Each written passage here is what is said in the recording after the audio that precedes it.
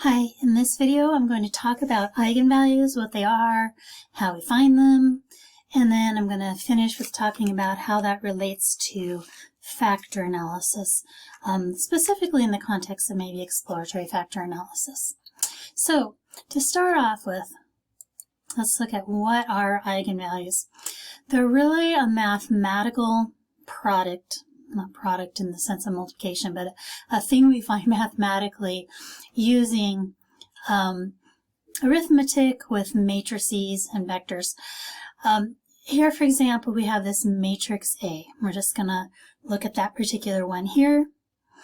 What we're going to say is, if this is true, if I can make a statement like that, this matrix A times some set of values, if I can make that equal to just a scalar, meaning a value, a number, times that same vector of values, then we say that this value here, represented by lambda, is an eigenvalue of the matrix here, and that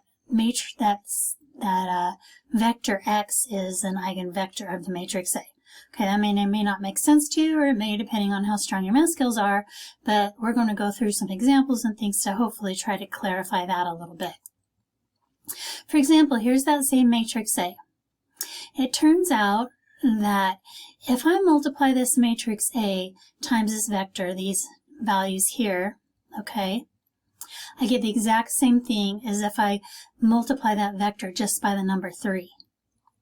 So, multiplying these two values, this vector here, by this whole matrix gives me the same result as just multiplying by the value 3. Because that's the case, we say 3 is an eigenvalue of this matrix with this eigenvector that goes with it. Okay, now it turns out that there's like many different eigenvalues that may work, but this is what we call a standardized eigenvector, meaning sums to 1. Okay, so there may also be more than one eigenvalue. In fact, there are as many eigenvalues as there are columns in the matrix, and it needs to be a square matrix. And there may be an infinite number of eigenvectors because multiples of this eigenvector will also work. So that's basically where it comes from mathematically. Okay. One way we talk about is saying that if I have a linear combination of these, of a set of values, which also can be represented this way, all right, I get the same thing as if I multiply by a scalar, assuming I choose the correct values for this eigenvalue lambda, and the values that need to match up with it, the x1 and x2, the two values that match up to it. I can make all this work. We'll get into in a minute the so what. There's probably a lot of so whats in mathematics. I'm a statistician, so for me, the so what has to do with factor analysis, and we'll get to that near the end of this particular video, why that is important. Okay, so generally there'll be as many eigenvalues as there are columns in the matrix A, which is also as many as there are unknowns in this system of equations. It's just another way of stating the same thing here. This is just showing mathematically how this works. If I have any two values here for x1 and x2, okay, and I have this matrix A, which is the 1, 2, -1, 4, and my eigenvalue 3 here and here, okay, then I can solve this system of equations, and it happens to turn out that x1 equals x2. So in this case, what it means is the eigenvalue, any eigenvector, any set of values x1 and x2 will work so long as the x1 and x2 are identical. That's the case for this particular matrix A and this particular eigenvalue. And then often we use what we call the normalized, I said standardized a minute ago, meaning vector with rank 1. Okay, and that's what is used here. Now, for the most part, in factor analysis, which I'm going to connect this to, you don't usually see or use the vectors. We just usually use the eigenvalues themselves. That's what we care about, and we'll get in a minute again into why we do that. Okay, this is how we mathematically might find eigenvalues by hand. Now, obviously, this is going to be only easy to do with a fairly small matrix. My matrix A here is just 2 by 2, okay? And what we're going to do is just do some really simple matrix arithmetic or linear algebra here. Basically, we start off with this. This is the thing that must be true in order for lambda to be an eigenvalue, okay? And what we're going to do is we're essentially going to move this, we're going to subtract lambda x from both sides. We get 0 on this side and then factor. So we get this right here. Okay, now if you remember from algebra, this kind of thing, when we have two factors, in this case the factor being the part in parentheses, times this x, the second factor, can only equal 0 if one of the two is 0. And in this particular case, we're going to be looking at, it's only true in the case that this is the case, the absolute value of this equals 0. Well, of course, absolute value, this mathematical function is 0 here. Sorry, my mind is blank for just a moment. Okay, so so the determinant of this, that's what I'm looking for, the determinant of this of A minus lambda times the identity matrix must be 0 in order for this thing to equal 0. Of course, it also equals 0 if the x is 0. So in essence, now what we're going to do is we're going to take this equation that equals 0, and we're going to essentially solve for lambda. So all we're going to do is find the determinant of this matrix. Okay, we're going to take this times this minus this times this. That gives us this equation right here. That has to equal 0. So now it's just a matter of algebra 1. We're going to simplify, factor, solve, and we find that lambda equals 3 or lambda equals 2 are both solutions here. So we've ended up with two possible lambdas or two possible eigenvalues that work for this particular matrix, okay, for this matrix A that we started off with. And that's where it comes from mathematically. And again, this is much more complex to solve if you had a bigger matrix than a 2 by 2 matrix. But we're usually going to be letting the computer solve it for us if we're doing any kind of applied mathematics or statistics. But you see what comes out of this is we end up with two solutions, and there were two columns here. That's what's going to take place. Now, the reason that this becomes important for factor analysis has to do with what happens mathematically when we have a dependent system. A dependent system is a situation in which one of the columns or rows is a multiple, or doesn't even have to be a multiple, a linear combination of several of the others if we have more than two. So if we just have two, one's maybe a multiple of the other. If I had a bigger matrix than this, if I had one column or row being a linear combination of some of the others. You may remember from algebra that causes some different things to happen when you're solving the dependent system. But what ends up happening when we're finding the eigenvalues and the determinant of this system is what we find that as we go through and do the math I just showed you previously, I do this times this minus this times this, do a bunch of algebra to this, simple algebra. When I solve it, I come up with these two solutions. I end up with, notice, one of the solutions being 0, and that's the key takeaway here. When we end up with one of the solutions being 0, then we have a dependent system, or in any time when we have a dependent system, we will get an eigenvalue of 0. And what ends up actually happening is, here's just a 2 by 2 matrix, so it's quite simple. If I had, say, a 3 by 3 matrix, it has to be square. If I had a 3 by 3 matrix, and I had one row or column is a combination arithmetically of one or both of the others, then I would get one eigenvalue of 0. If, however, I had two of the rows or columns being essentially multiples of the remaining column or row, then I would get 2 eigenvalues of 0. The number of eigenvalues that turn out as 0 tells me how many of the rows of columns are essentially superfluous. They are giving us repeat information. So this is going to be really relevant with factor analysis. With factor analysis, what we're essentially trying to do, and with principal component analysis as well, is we're trying to determine how many underlying rows or columns essentially give us new information, as opposed to just repeating the information that the other rows or columns gave us. Okay, that's what we're essentially trying to find out, and that's why these eigenvalues are so useful to us. So again, with dependent systems, the number of eigenvalues that equals 0 tells you how many rows or columns are simply multiples or repeats of the others or linear combinations of the others. No new information, okay? And the number of non-zero eigenvalues tell us how many independent columns or rows exist, also called the rank. So we often call that the rank. Now, just as another fact that's going to come up here, it happens that the sum of the diagonal elements of the matrix equals the sum of the eigenvalues. So if we were to go back and look at our matrix A here, this matrix right here, you notice that these diagonal elements add to 5. 1 plus 4 is 5, okay? It turns out that our 2 eigenvalues that came out of that were 2 and 3, also summed to 5.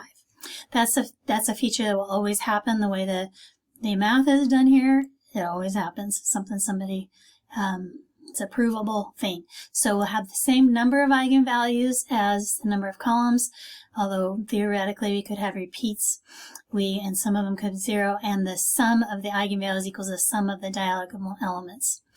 Okay, why does that fact matter? One reason that matters when we get into statistics and factor analysis is it gives us some basis for judgment. Okay, we'll get to that in just a minute. Okay, so let's talk about factor analysis and eigenvalues now. Eigenvalues are used as a guideline, as guidelines, I guess, to determine how many factors, dimensions, or unique columns exist in the correlation matrix. Same thing is true with principal components analysis, so it's just done slightly different mathematically, but the eigenvalues in that particular case also tell us how many dimensions essentially we can reduce our data down to in that particular case.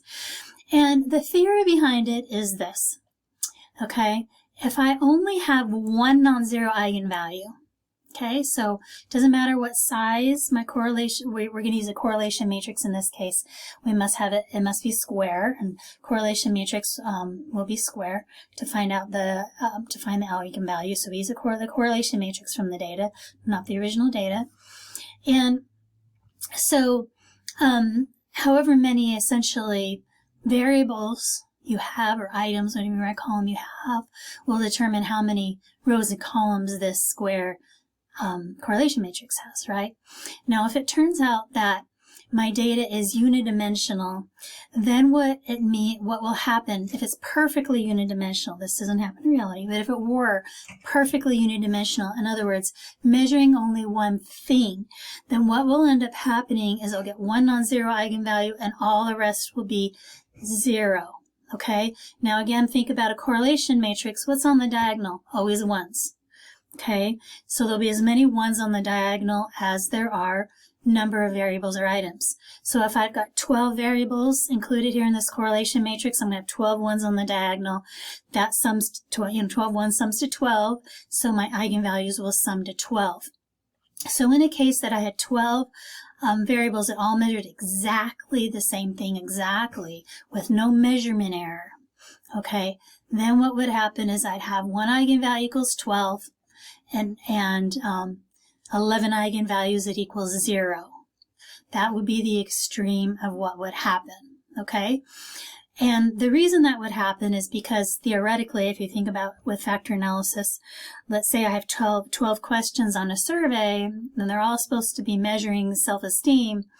In theory, if it was a perfect scale and perfectly unidimensional, once this person or responded to one of those 12 questions, you know how they're going to respond to the other 11. they're going to respond exactly the same way. If it's perfectly unidimensional with no measurement error. Okay, so essentially every column will be the same. Repeated information. Another way of thinking about it is if I'm measuring one thing and only one thing and I do it perfectly, no measurement error, I only have to ask one question to know how much of that trait or whatever a person has. Because once I've answered one question, I know exactly how they respond to the rest. Of course, this never happens in real life, but this is a theory. The theory behind it is that at an extreme of perfect unidimensionality, I would have one eigenvalue that equals how many items there are. So in this case, maybe 12. And then the remainder of them would be 0. Okay, perfect unidimensionality. Never happens, of course. The reason it never happens is wording of items aren't perfect. The way people respond to their items are not perfect, and so forth. Measurement error happens. So what we really see in a case of unidimensional is one very high eigenvalue and the others close to 0. Essentially, and we call this essentially unidimensional because it's never perfectly unidimensional. We call it essentially unidimensional again. One really high eigenvalue and the others close to 0. How close to 0? That's something we'll talk about in a minute. How high does one need to be? We'll talk about that again in a minute. In order to help understand this better, though, it's helpful if I explain what would happen if the opposite were the case. Instead of unidimensionality, perfect multidimensionality, meaning every single item measures something different and independent. So I asked 12 survey questions, and the way a person responds to question 2, 3, 4, 5, 6, 7 could not be predicted from any of their questions. Essentially, they're uncorrelated, okay, how they respond to each of the questions. Perfect, completely independent questions, completely uncorrelated, never happens again. But if that were to happen, that perfect 12-dimension multidimensionality, what I would have is 12 eigenvalues that all exactly equal 1. Again, because I've got, 12 ones on the diagonal, and I would end up with, in this perfect scenario, 12 eigenvalues that are exactly equal to 1. Never happens again. Okay, but it is something that helps understand a little bit about why some people use a eigenvalues greater than 1 cutoff rule. I'll mention just in a minute. Okay, so what we're looking for to know how many factors are, if we have unidimensionality, is one really high eigenvalue and the other's close to 0. And one cutoff that people often use is the only one eigenvalue greater than 1, okay, because of what I explained about if we had that perfect unidimensionality. In other words, each dimension starts off with having an eigenvalue of 1. And when we pull some of the information out of one dimension from one of the items to put it into one of the, because it's correlated with another item, in other words, item 2 doesn't give me completely unique information once I have item 1. Maybe it only gives me a tiny bit. Most of what is known already comes from item 1, and there's just a tiny bit more in item 2. It's like I'm pulling these eigenvalues, the numeric value from the other ones and putting it into the first eigenvalue. Okay, so we'll often see in this particular case with unidimensionality, all the eigenvalues less than 1, except for one of them, which is higher. And it's not a perfect guideline. It doesn't always work perfectly. What if you have an eigenvalue 0.9999 or 1.0001? So that's a fairly arbitrary cutoff point. And for that reason, sometimes people do some other things with it. One being to look at, the ratios of eigenvalues. I don't see that used quite so often, but that's something sometimes people do. Another thing people do is looking at scree plots, just a plot of the eigenvalues and looking for the place at which the eigenvalues kind of level off.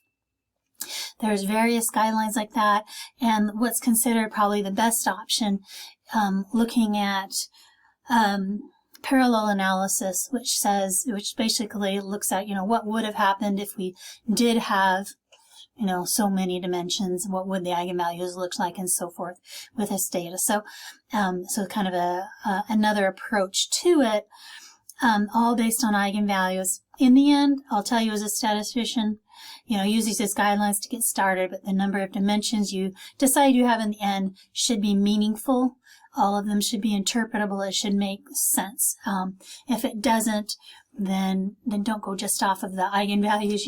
If it gives you a solution that doesn't make sense or isn't useful, okay, it should make sense and be useful to you, the solution you end up with. Okay, having said that, move on here for a minute. Okay, so the theory is the number of non-zero eigenvalues is number of dimensions. Practically speaking, we don't end up with, say, if there were 3 dimensions among these 12 variables, 3 eigenvalues that were big and the remaining 9 all equals 0. That never happens, of course. So what we really look at is the number of eigenvalues that are a lot higher than the others. Okay, and again, that's where people get into these guidelines. Number of eigenvalues greater than 1 is a default setting in a lot of statistical software that people look at. Ratios of eigenvalues, scree plots, parallel analysis, all based on eigenvalues.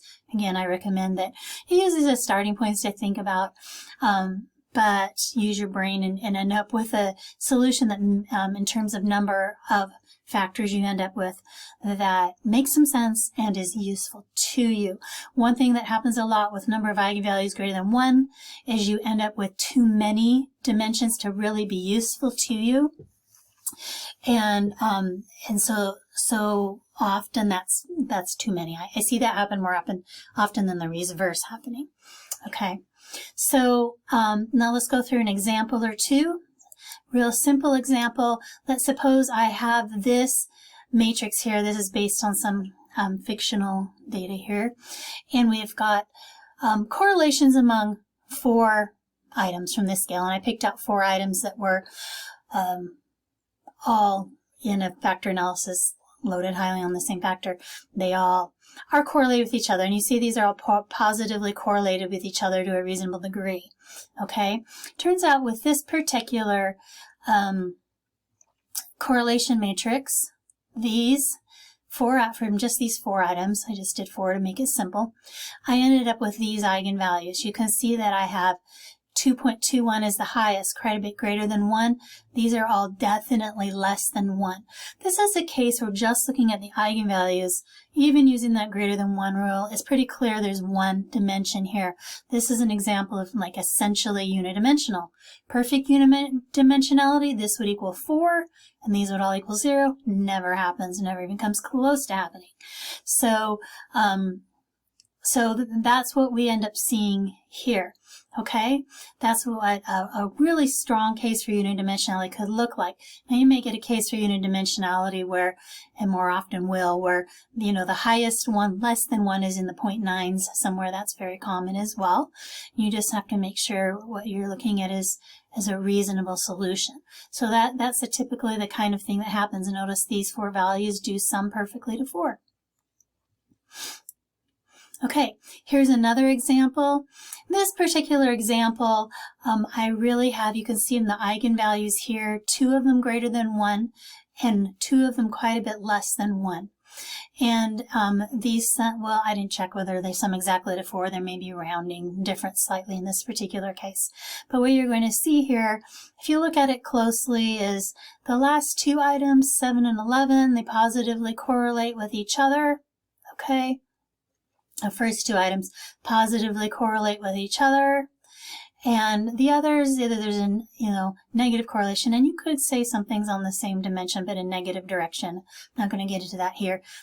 Maybe this slightly smaller correlation here and much smaller for these 2 in terms of their relationship. So I've got 2 and 13 essentially are correlated with each other, and 7 and 11 are correlated with each other, is what we find with a little bit of a cross-loading going on in one case, but that's what we would find in an EFA here.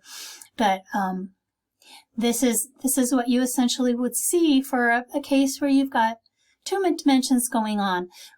Could you argue that this doesn't really represent a second dimension? Well, maybe. It's a matter of looking at, again, the wording of the items and saying, is this reasonable? Is it interpretable? Is it useful to look at this as 2 dimensions?